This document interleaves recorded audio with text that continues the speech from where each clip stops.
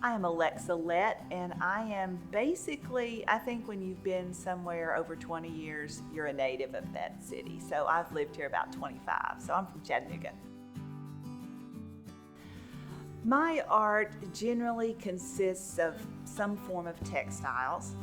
I'm a huge fan of repurposing other textiles, so I tend to use a lot of vintage fabrics, quilts. I love to go in a thrift store and find men's suits and cut up their wool jackets.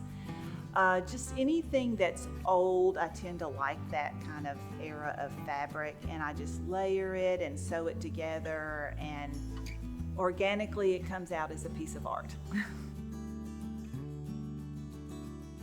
Well, this all started as the result of my daughter. I had a very athletic daughter as a teenager.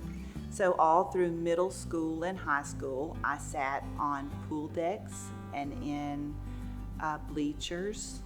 And you sit there so many hours, you have to do something. So it had to be something mobile.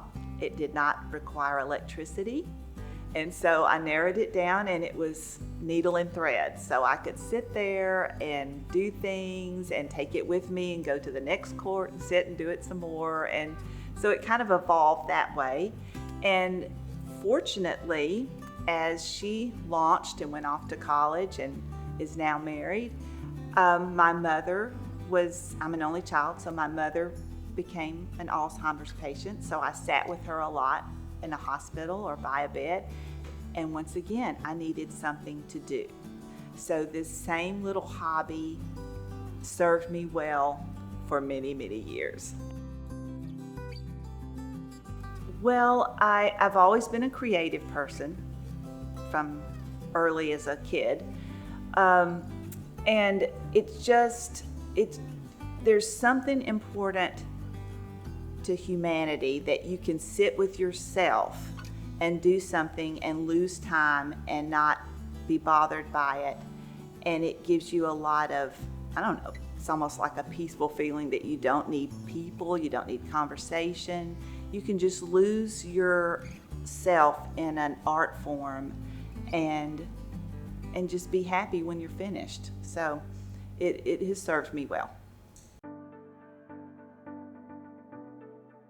Since we were forced to literally take our art down to a 3-inch square on Instagram because there was nowhere to go see it or anything like that, you learn skills.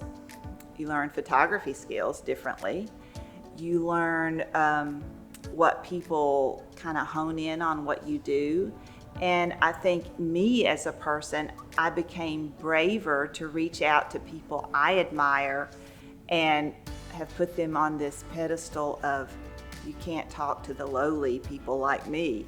And I reach out and tell them how wonderful I think something they've done is. And they reach back and they talk to you, and it's great. And you get this relationship going online. And it was with lots of people that I never dreamed would take the time to chat with me. And that's a wonderful thing.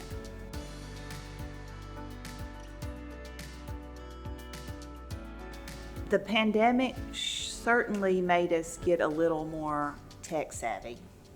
Not my strong point, but I was forced to, because you have to make everything available through your computer now. And I don't like that necessarily, but we all had to pivot, do things differently.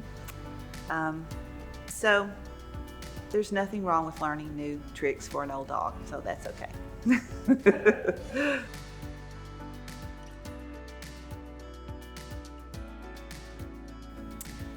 I think the public has actually broadened their thoughts on art, because if you're sitting at home, and we've all watched all of Netflix, there's nothing available.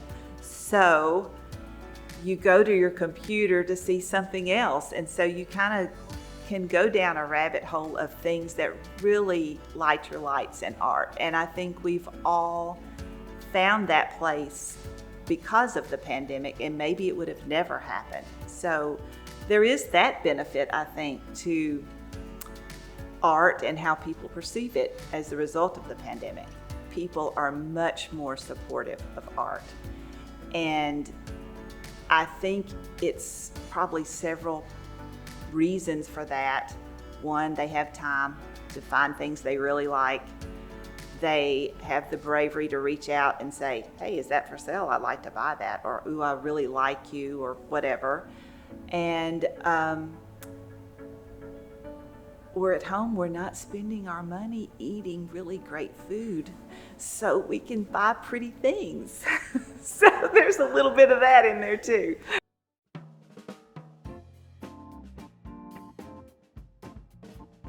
I think the lesson I learned and was confirmed that I thought I knew, but it was full on confirmed, is that as we get older and we need to have something to do that does not require electricity, a person to be in the space to do it.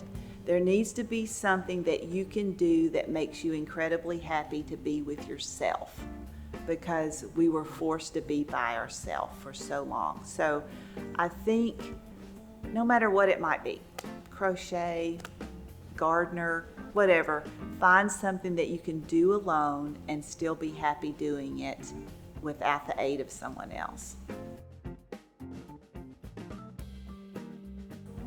Well, during this time, I have found new things to do for my art.